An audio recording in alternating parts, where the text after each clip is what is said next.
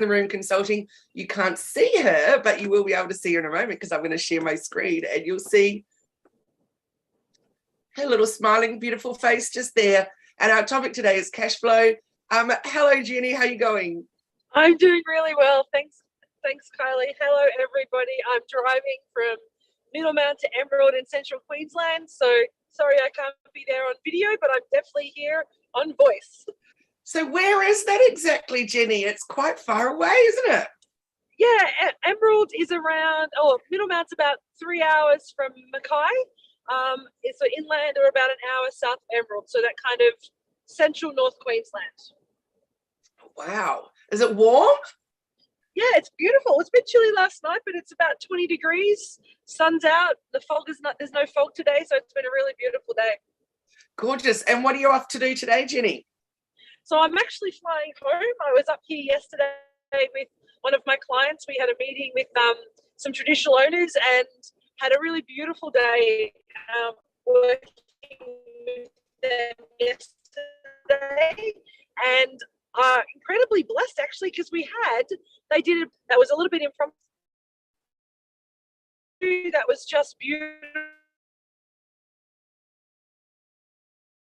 and felt really blessed to actually.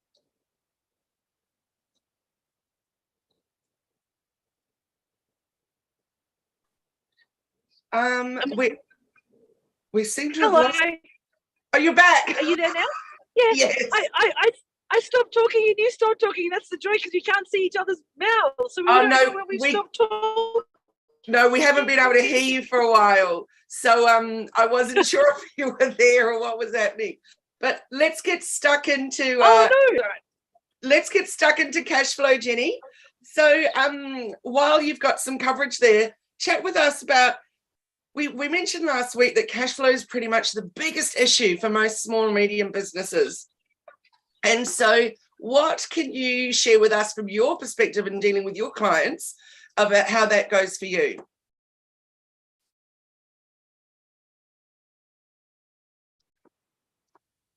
Oh, we seem to be having some challenges with the zooming in. Strange if you can't hear me. Hello, can you hear me? Yes, I can hear you again now. Great. Yeah, it's so weird. I've got full bars, so it's a bit strange. I'm just pulling over because I'm on my road, so we've got plenty of time. So cash flow is so important in business, because the issue we have is cash flow determines your ability to keep the business afloat, to keep those lights on, if you like. And so managing cash flow, particularly those first couple of years of business where you feel like you've kind of king and pauper in the same day, can become really challenging, and is often one of the biggest reasons that business owners decide to close their business. King and pauper in the day. You've said it so well. It's so right, isn't it? It really is such a big thing. And in the very, very early days of business, I was told you need to be putting something aside each day from what you're bringing in, and it wasn't very specific. But the best time came when I actually registered for GST about a year later, and they said, set up a separate bank account, and every time in comes an invoice or in comes an order, like particularly with wholesale where there's the GST there, put that GST in a separate account, and then you never have to worry when it's time for your BAS, etc. And then they said, have an extra little account that's just got a tiny amount, it might be just 5% of each thing that comes in, that sits in that little account, and then that's your little buffer. So that has been a really massive winner for me, whether I was in my e-commerce business or in this company. And that's and it's such great advice. It's such an important thing to do. And to be honest, when I started my business, I didn't do that, because when as we all know, I started with very little in the business. It was kind of like, oh my God, is this going to work? And so I didn't have the luxury of that cash flow very early on. So, and I hadn't. Sorry. I didn't learn that till about 2 years into business. Are you there? Yes. So what did you do, Jenni? How did you keep going? Obviously, you need to have something in the bank because you're still going to pay groceries and your internet bill, for example. So a little bit of personal, a little bit of business. So what did you do for the juggle? It literally was a struggle, and it caused a fair bit of stress. But and I know this is going to sound silly, but what I did is I actually just used to work out, okay, what are the bills coming up? So I was very aware.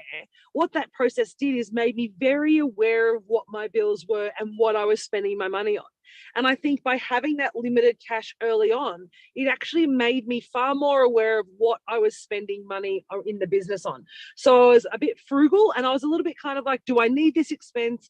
Is it going to add value to my business? Is it going to help my family? And if it answered those two questions, we would juggle the money to fit that. But what it enabled me to do is to be really critical and aware of the expenses. And as we started to grow, while I'm probably not as frugal as I was back then, I am still aware of that conversation around, is this expense, is this purchase adding value?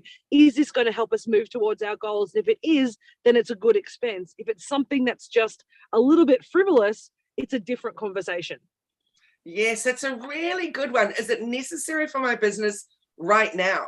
Or can it be on my list for in 6 months' time or in a year's time? Do I need it right now for the operating of my business?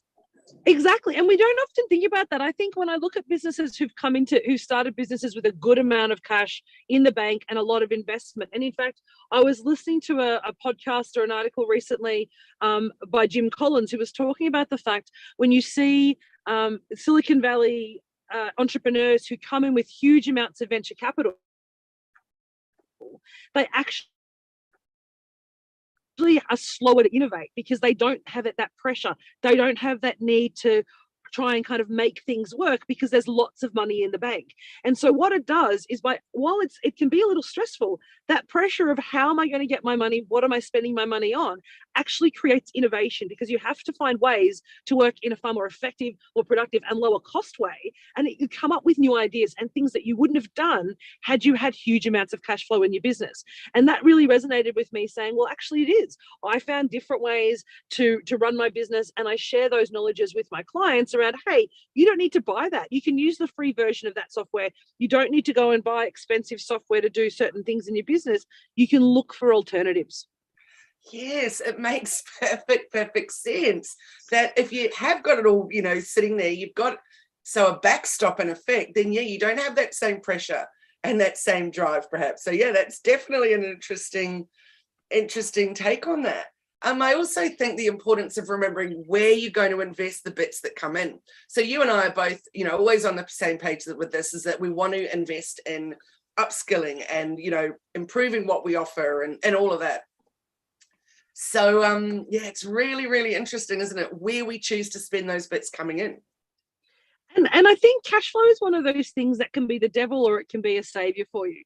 I think if you think about cash flow as simply about managing cycles, so you have to work out when you need to pedal faster, you need to work out when you need to slow down. So rather than seeing cash flow as a negative, and a lot of people refer to cash flow in a kind of negative, stressful way of having to manage cash flow.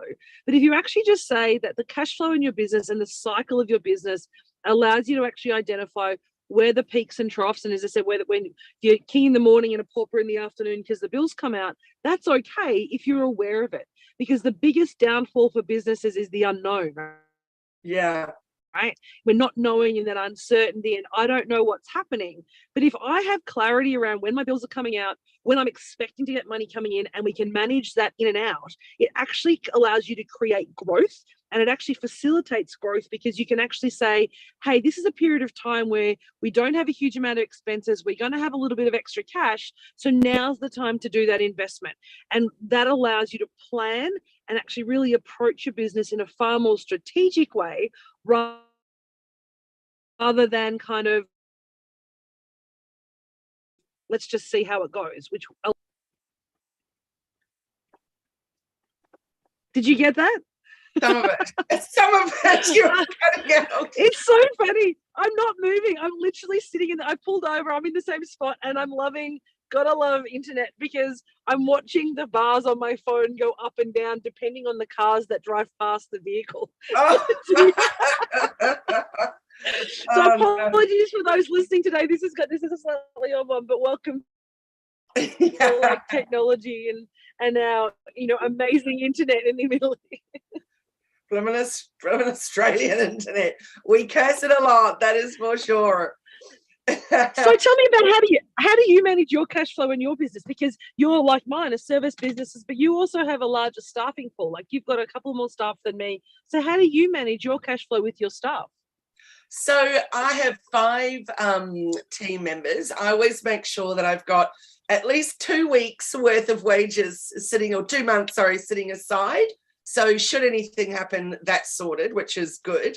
I also make sure that I always have that extra account for the GST that I put aside, and that extra account where I just put sometimes 5%, sometimes 10% in of every invoice that comes in. So it's just sitting there hanging out. But definitely, there are leaner times, and there, oh, what did you say? Pauper and King.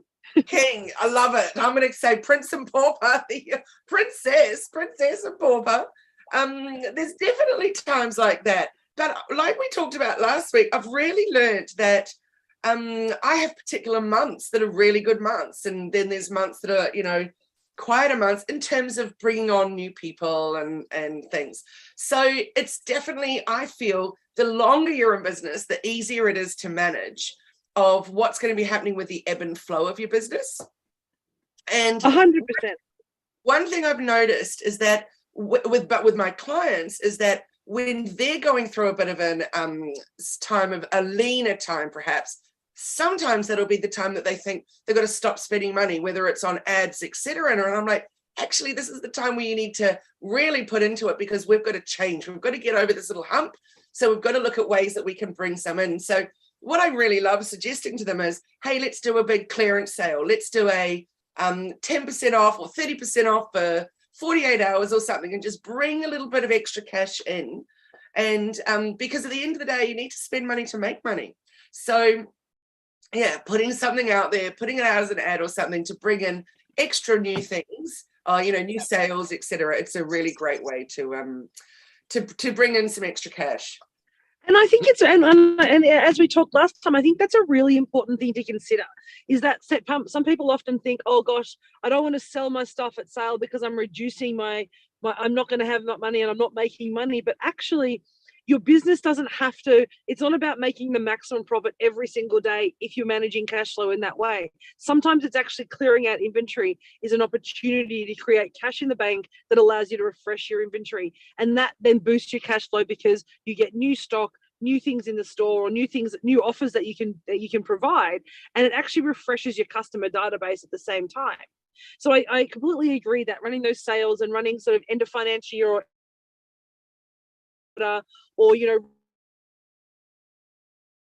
run out deals like they do on vehicles, even when it's the old, boost your cash flow in the short term, but also create that cycle for your clients. So it actually allows you to refresh and and start to bring in new things and innovate about what you want to offer. Yes, totally. That's a really, really good one. Something you said last week that I thought was fabulous and worth reiterating today is that you said when it's quiet times, that's a really good time, not to feel stressed about it, but to actually start doing some planning. And if you know in advance, this is going to be my quiet month, then either take some time for your holiday then, or actually take that time to be planning and preparing the next big exciting thing that you're going to be introducing. Exactly. In fact, we're doing that right now in our business. We've had 3 or 4 very large clients over the last 6 months.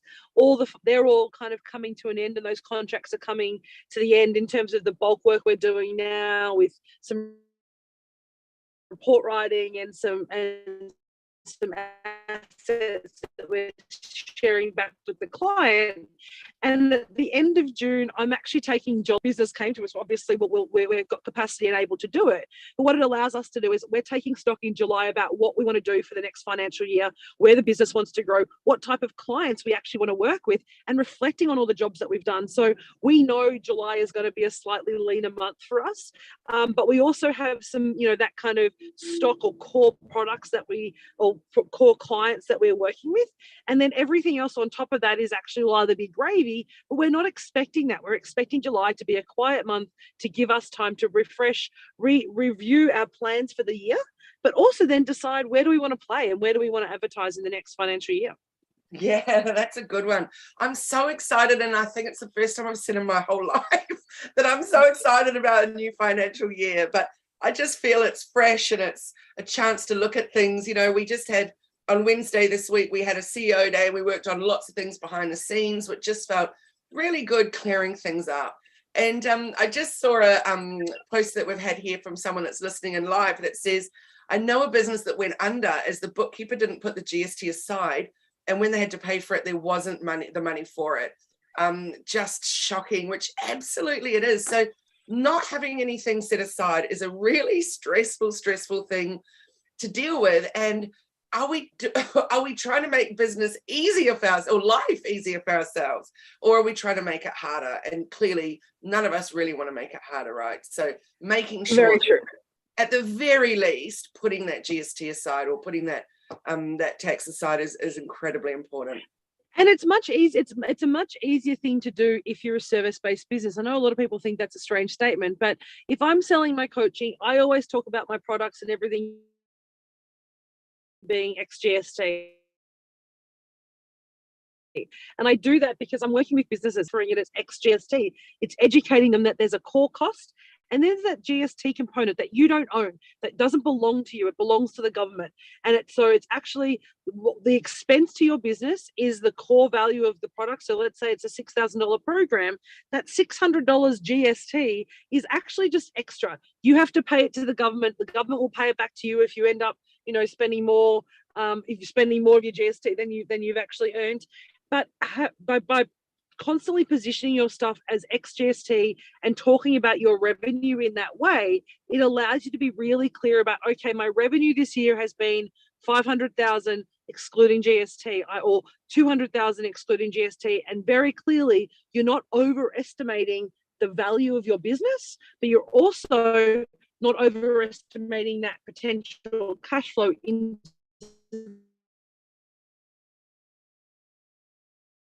the business as well. Sorry, can you repeat that, Jenni? Hello.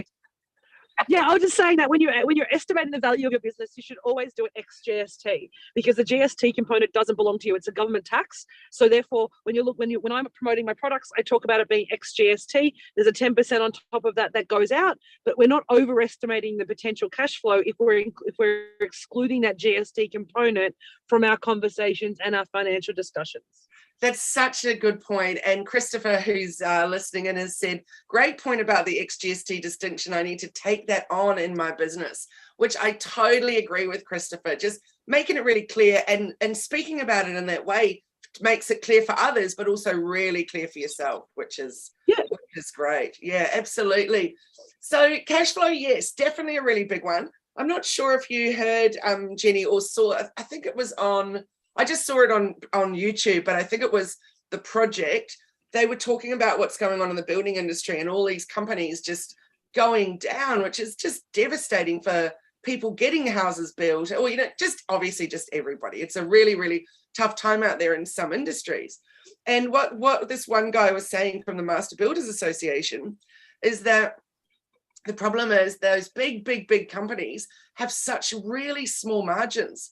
So, and those fixed pricing when you got to build a house or whatever. So when you don't have anything as a bit of a buffer, and then those cost of goods go up, you're really in an absolute pickle. And one of my clients, actually, I have a client of mine who works on incredibly tight margins, and the same thing happens in the labour hire industry, where the business is established on less than 5% margins for the bigger contracts because they're looking at volume. And it's for labour hire, construction, the building industry, all those industries working on any margins that are less than a source to play in when we're talking including your expenses with your cash flow, because everybody ends up being really tight with their margins so they can actually win the contracts, and it creates risk in the business. Absolutely. It's really tricky, isn't it? So I think cash flow comes back to not just thinking, crikey, what cash have I got sitting in the bank that I've got to play with or whatever, but it's also really about that forward planning and making sure those margins aren't too small, that you are allowing for movement in terms of what your cost of goods are, etc., to get your product out there or to offer your service, etc. So yeah, I think the big one here is planning and head west on Thierry Road. Oh, sorry, that was very odd. My phone just decided to talk to me randomly because I'm sitting here for too long, probably. Yeah. So no, it is about planning. I mean, ultimately, we talk a lot about. I mean, all these conversations that we have every Friday, whether it's about pricing, whether it's about strategy or structure or goal setting, all these things is about creating the right habits for your business early on. And as you've done with your business, that set aside account for GST, your 5% rainy day fund, and having your wages set aside, those things are just really good habit that we actually need to get involved and get our businesses in the mindset of when we start. And we have to remember, though, that our revenue for our company is not ours. And we often forget that. We have to be really mindful that it belongs to the company, right? And so our primary purpose is to manage the company's finance and to keep it running, whether you're a sole trader, whether you're a hobbyist, or whether you're running a Pty Ltd company. That revenue that comes in is that is there to pay for the ongoing delivery of the business. How we manage that is actually not about us individually. It's not about what we're gaining out of it. It's not about our profit, and it's not even really about the wages we're taking out of it. The purpose of that company is to keep generating revenue and being able to pay yourself from that revenue to say that the company has earned this, and then what am I going to take out of it? That's a secondary conversation. But I so often see people come in and say, we've earned all this great money, and they don't think about that back end expenses and the ongoing costs required to run the business. So it does take really good planning, really good habits like you've created to make sure that you can sustain life as a business. Yeah, it absolutely does. It's the habits, it's the planning. Cassandra Jones, who's here in the Zoom room, she said our Indigenous enterprise relies a lot on grants, which sometimes are very competitive. That's such an important one. I have a client who is in I can't say what the space, but anyway, it's a really intense space, absolutely 100% needed, and completely relies on grants and donations. And she just heard from the government a couple of months ago that they were wiping that side of what they were supporting, and that there would be no more grants, etc. And that's literally just wiping out this entire sector that is so desperately needed. So, she has to go looking elsewhere for the money. But wow, when it just becomes so touch and go about, can you even survive with what you're offering? It's really tricky. And I know, and Cassandra's point is so true. And I mean, I work with being an Indigenous business myself, and spending a lot of time and working with a lot of Indigenous businesses, especially new businesses. One of the things we always talk about is how do you actually build a revenue pipeline for your business that sits outside of the grant funding. So there's the grant funding and the opportunity. We take that as an opportunity to build and boost your revenue, not as your revenue. And I think I've got an amazing client that I work, and she's in the grant space, but she's a not-for-profit doing healthcare work. And so the specific programs, and she's programmizing the program, what she's doing. So she's bidding for large groups, deliver program work, and she's designed that deliver that. So that's a different grant funding model. But the smaller model that says, look, I can't start my business until I get this grant, or I can't do this work until I get this grant, I think is misunderstanding the value and the use of the grants.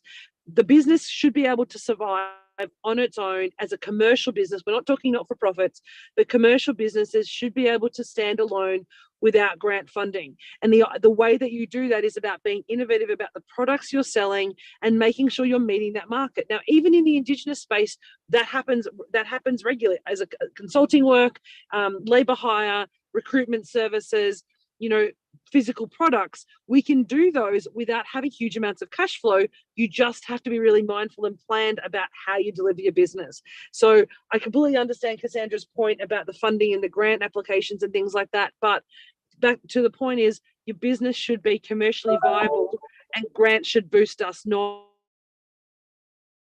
sustain us. Yeah, absolutely. And Christopher did something really good, which is I have a reasonable idea of ongoing expenses in a list. To make it easier to grasp, I'll put it into a visual graph format. So that's the important thing, isn't it? Is figuring out what's the best way for you to be able to understand your business better and what's going on. And so we're using this amazing, we use Xero, so that in itself is a good thing. But as we all know in business, We all have a whole lot of subscriptions and things like that we have coming out, whether it's from our iTunes, whether, you know, that kind of subscriptions, or platforms, with, you know, things like Netflix, whatever it is, there's a lot of subscriptions coming out, internet, etc., etc. So aside from Xero, we have this other platform that we use, which we actually pay for, so yet again is another subscription, but it's really great. It has every single subscription listed in there, so that A, we can check out what we've got, and if we're just doubling up or got too much going on, but B, exactly what date it's coming out, etc. So that was really a massive help in managing that cash flow and knowing which weeks are the bigger weeks where more comes out, and which weeks are the less weeks, and, you know, not less, the lighter weeks. So it's a really, really good one. So yeah, I definitely recommend whatever it is for you, whether it's a spreadsheet, whether it's whatever, like a subscription, things like what we use, that it actually really clearly tells you what you've got going on so that you can stay on top of it. Exactly, and maybe we'll share the link of what that product is into the chat today, because a tool like that, it might have a cost associated with it, but if it's actually saving you money because you're able to look and analyze and see where you're spending, I think is a really important thing. Whether it's a graph, whether it's a spreadsheet, however it is, agreed. Being on top of your expenses and knowing what you're spending your money on is so important in business and managing your cash flow. Yeah, absolutely. So managing it, planning for it, putting stuff aside so that you've got some buffer there for you. All of those things are just so important. So thank you everyone for joining us today. There's been some great comments in the chat. Also, Kylie has said, so right, in the first year it's full of firsts and your budget is very much a guess. In your second year you have an idea of expenses. I totally agree. As you go on, it gets easier to manage. But then of course we get curveballs, we get the pandemic, we get the floods, we get the fires, you know, there's all the things that come. So I guess the main learning is have something as a backup that's actually going to see you through. It was my accountant that said to me a long time ago, have 3 months sitting there at any one time so that you can continue on. That if anything happened, you've got 3 months to just keep you going. And I thought that was such great advice.